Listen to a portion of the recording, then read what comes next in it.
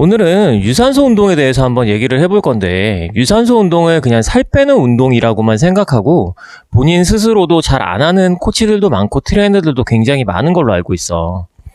나 같은 경우는 어떤 운동이 가장 중요하냐라고 생각하면 두말하지 않고 유산소 운동, 다양한 종류의 유산소 운동이 가장 중요하다라고 생각할 것 같고, 그렇게 말할 수도 있을 것 같아. 유산소 운동 장비 같은 경우에는 뭐 일반 헬스장에서도 물론 많이 갖고 있지만, 우리 체육관 같은 경우에는 동시간대 이용하는 회원이 한 10명 정도밖에 안 되는데도 뭐 5종류 20대 정도, 그러니까 언제나 여유있게 누구나 충분한 유산소 운동을 강도 있게 할 수 있을 장비를 보유하고 있고, 이건 그만큼 유산소 운동이 중요하다라고 나 스스로 생각하고 있다라는 증거일 것 같아. 자, 일단 오늘 내용은 뭐 운동 매니아들이나 일반인들이 보면 좋을 것 같기도 하지만, 좀 운동을 가르치는 사람들도 한 번쯤은 보고 같이 공부했으면 좋겠다 싶어서 이렇게 평소랑은 다르게 좀 칠판을 대상으로 좀 적어가면서 얘기를 할 건데, 유산소 운동을 제대로 못한다라는 거, 유산소 대사가 떨어진다라는 건 호흡 관련돼서 문제가 생길 수도 있는데, 호흡 관련돼서 문제가 생기면은 어떻게 되냐면 혈중 이산화탄소 농도가 줄어들어. 이산화탄소. 그렇게 되면 이산화탄소 배출이 줄어들게 되고, 이는 압력이 줄어들게 되거든. 압력이 줄어들게 돼요. 압력이 줄어들게 되는 거는 기본적으로 수소 이온 농도가 올라간다라는, 혈중 수소 이온 농도 올라간다라는 거지. 수소 이온 농도가 올라간다라는 얘기는 알칼리, 혈액에 알칼리가 올라간다는 얘기거든. 알칼리 증상이 올라가게 되면 기본적으로 헤모글로빈, 빈이란 애가 산소랑 접착을 하잖아. 접착을 하게 돼서 산소가 다른 곳으로 공급이 떨어지게 돼. 이렇단 얘기는 혈류량이 떨어진다는 얘기거든. 혈류량이 떨어지게 되면은 상하체, 그러니까 몸에 있는 혈류량만 떨어지는 게 아니고 내장기관 혈류량도 떨어져. 혈류량도 떨어지게 되고, 또 가장 중요한 게 뇌에 관한 혈류량도 떨어지게 되는데, 뇌를 평천월 MRI로 찍었을 때 평균 7% 정도 이렇게 혈류량이 떨어지게 된대. 이렇게 혈류량이 떨어지게 되면 신경적 흥분의 변화가 생기거든. 신경의 변화가 생겨. 변화가 생기면 여기서 이제 이 부분은 뭐 글씨도 제대로 안 보이고 잘 몰라도 되는데, 가장 중요한 게 통증의 역치. 통증의 역치가 낮아진다라는 것이. 뭐 이렇단 얘기는 이걸 한마디로 표현했을 때 안 아파도 될 부분에서 아프다라는 거야. 실제로 호흡이 제대로 일어나지 않았을 때, 유산소성 대사가 제대로 일어나지 않았을 때 실제로 통증을 겪지 말아야 되는데, 근막이나 뭐 근육에 트리거 포인트가 생겨서 통증을 겪는 사람이 굉장히 많다라는 거야. 이렇다는 얘기는 유산소성 능력, 호흡이 곧 통증과 직접적 연관이 있을 수도 있다라는 거지. 자, 이제 유산소성 대사가 떨어지면, 호흡이 제대로 되지 않으면 어떤 문제가 생기는지 알아봤다면, 이제 했을 때, 유산소 운동을 제대로 했을 때 어떤 또 좋은 점이 있는지 한번 설명을 해보는 걸로 할게. 기본적으로는 심장 관련돼서 심장의 크기가 증가가 되고 혈액 공급량이 증가가 돼. 혈액 공급도 증가가 돼. 그리고 심박수는 감소가 돼. 이러다는 얘기는 심박출량이 올라간다는 얘기지. 혈액 공급이 잘 되고 심장이 튼튼해진다라는 얘기야. 우리가 뭐 스포츠 심장이라고도 하고 건강한 심장이 된다라는 거지. 그리고 기본적으로 교감신경은 감소가 되고 부교감신경은 올라가. 이거는 자율신경에 관련된 내용인데, 교감신경이 많이 올라가게 되면 우리가 긴장을 많이 하게 되고 힘들어해. 이거를 그냥 일상적인 예로 들어보면, 처음 만나는 사람이나 아니면 처음 일하는 곳에 가면 아무것도 안 해도 괜히 힘들 때 있지. 그 집에 가면 괜히 편할 때 있지.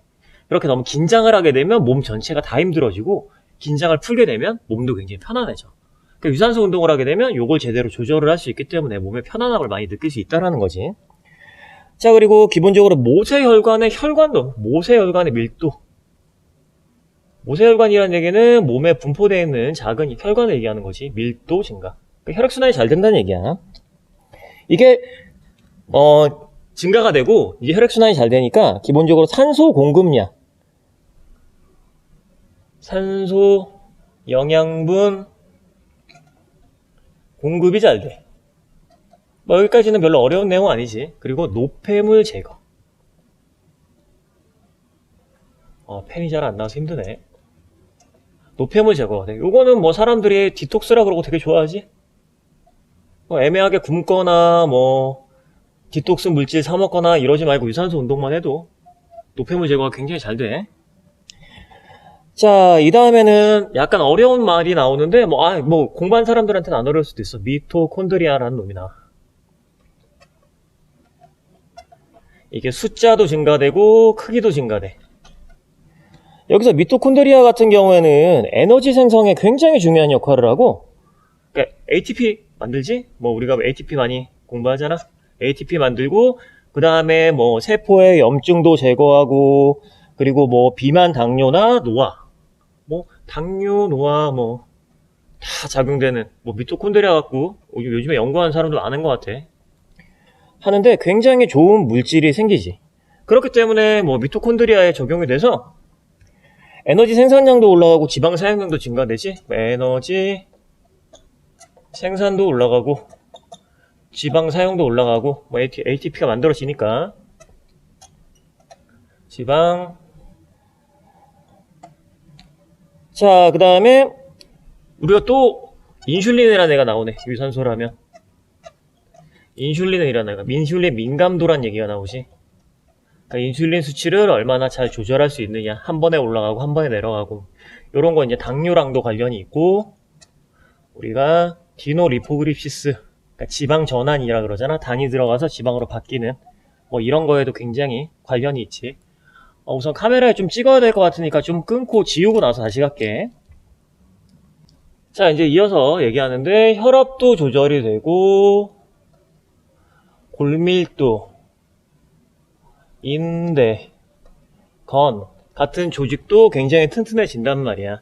여기에는 마이오카인이라는 운동할 때 생성되는 약간 호르몬 단백질 같은 게 있는데, 이 단백질이 이런 구조물들이랑 각각 커뮤니케이션을 해주는 신경 전달 물질 같은 거라고 뭐 쉽게 생각하면 되는데, 이런 것들이 나옴으로써 이런 것들도 다 강해질 수 있는 거지. 자, 그 다음에 글리코겐 저장량이 올라가. 글리코겐 저장량이 올라가게 되고 지방이 감소, 체지방 감량, 그리고 코티솔 수치 감소. 뭐 지방이랑 체지방 같은 경우는 뭐 쉽게 알아들을 수 있으니까 안 찍을게. 코티솔, 코르티솔. 요거 같은 경우는 우리가 흔히 스트레스 호르몬이라고 보통 얘기하지. 스트레스 호르몬. 이게 많이 분비되게 되면 어떻게 되냐면 비만, 고지혈증, 심혈관계 질환, 뭐 우리가 흔히 말하는 성인병의 원인이 되기도 해. 자, 그리고 여기서 또 중요한 부분이 하나 나오는데, 편도체란 부분이 나와. 이제 뇌로 들어가는 거야. 편도체. 편도체 같은 경우에는 스트레스를 조절하기도 하는데, 가장 중요한 게 공포감에 관련된, 그러니까 공포감이나 불안감에 관련된 조직이라고 생각하면 돼. 이거 펜이 너무 안 나와서 안 보일 것 같아서 큰일이네. 자, 공포감에 관련된 조직인데, 예를 들어 동물 실험 같은 걸 했을 때 이 편도체를 제거한 쥐 실험을 하면은 쥐의 천적인 뱀을 만나더라도 겁내지 않고 덤벼. 그렇기 때문에 우리는 뭐 편도체를 제거한다 이런 게 아니고, 편도체 기능이 올라가면 어떻게 되냐, 공포감이나 불안감이 많이 없어지지. 우리가 이유 없는 공포감이나 불안감에 많이 갖고 있는 사람이 있다면 이 편도체 문제일 확률이 좀 높아. 이런 사람들도 유산소 운동을 하면 굉장히 많은 도움이 되지. 그리고 뭐 뇌 쪽으로 들어가서 해마랑 이마염, 이건 한 번쯤은 들어본 사람 있을지도 모르는데, 이거는 기억력과 관련된 기관이라고 생각하면 되고, 이거 같은 경우에는 운동을 하게 되면 이 부분이 활성화가 많이 일어나서 기억력이 많이 좋아질 수 있다라는 거지. 자, 그리고 여기서 신경 전달 물질이 하나 또 나오는데, 감마 아미노 부티르산. 뭐 이거 꼭 외우진 않아도 돼. 뭐 생략 시험 보는 거 아니니까. 이게 뭐냐면 이제 요게 잘 나오면 스트레스 해소가 되고 기억력 증진이 되고 불면증이 예방되고 뭐 이것도 약간 신경 전달 물질 같은 거라고 생각하면 돼. 그러니까 일단 나오면 좋다라는 거지. 자, 그리고 어려운 게 또 나와. 노르 에피네프린. 이거 같은 경우도 호르몬과 신경 전달 물질인데, 그리고 이제 요게 올라가게 되면 집중력, 대사량, 혈류량 증가. 뭐 어쨌든 외울 필요는 없고 굉장히 좋게 여러 가지가 나온다는 얘기야. 펜도 잘 안 나오고 또 지워야 될 것 같아서 잠깐 또 끊어서 갈게. 자, 이제 이어서 도파민이랑 세로토닌. 이거 같은 경우는 그래도 한 번씩은 들어봤을 거야. 보통 활력이랑 행복 호르몬이라고 많이 알려진 건데, 이게 증가가 되게 되면은 기본적으로 행복감이 올라가게 되고, 반대로 떨어지게 되면은 폭력성이 생기고 우울감이 생겨. 그렇기 때문에 실제로 유산소 운동을 우울증 환자들한테 대입시키는 경우도 굉장히 많아. 그리고 이런 호르몬들이 많이 나오기 때문에 또 한 가지 좋은 점이, 아까도 얘기했지만 집중력이 향상이 되고, 집중력도 올라가게 되고, 방금 전에 설명했듯이 항우울제 효과도 있어. 항우울제. 그러니까 우울증 약을 안 먹어도 뭐 이렇게 유산소 운동을 하면 좋을 수 있다라는 거지. 그리고 BDNF, 요건 또 뇌에 관련된 거야. BDNF. 아, 펜이 너무 안 나온다.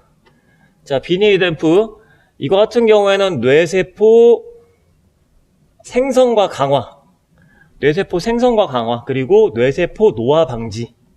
그 때문에 굉장히 뇌세포와 관련된 어떤 물질이라고 생각하면 돼. 그러니까 유산소 운동을 하게 되면 뇌도 굉장히 건강해진다라는 거지. 이런 물질이 나오기 때문에 실제로 스트레스 감소도 일어나고 뇌세포도 보호되고, 그 뇌세포들 사이의 연결성이 강화되지. 연결성이 강화돼. 뭐 지금 이렇게만 얘기하더라도 유산소 운동의 장점이 너무나도 많은 것 같아. 너무나도 많은데, 근데 이런 전문적인 내용을 모르더라도 유산소를 하게 되면은 뭐 평소에 건강해진다, 우리 몸에 좋다, 이런 부분은 누구나 알고 있잖아. 근데 유산소 운동은 대부분 코치들은 회원들에게 너무 살 빼는 운동이라고만 알려주고 너무 중요성에 대해서 설명을 못하는 것 같아. 유산소 운동은 이렇게 좋은 운동입니다 라고 설명을 하게 되면 코치들의 지식 수준도 올라가게 되고 회원들에 대한 신뢰도도 올라가게 되고, 많은 사람들이 유산소 운동을 좀 더 중요하게 생각하는 하나의 계기가 되지 않을까?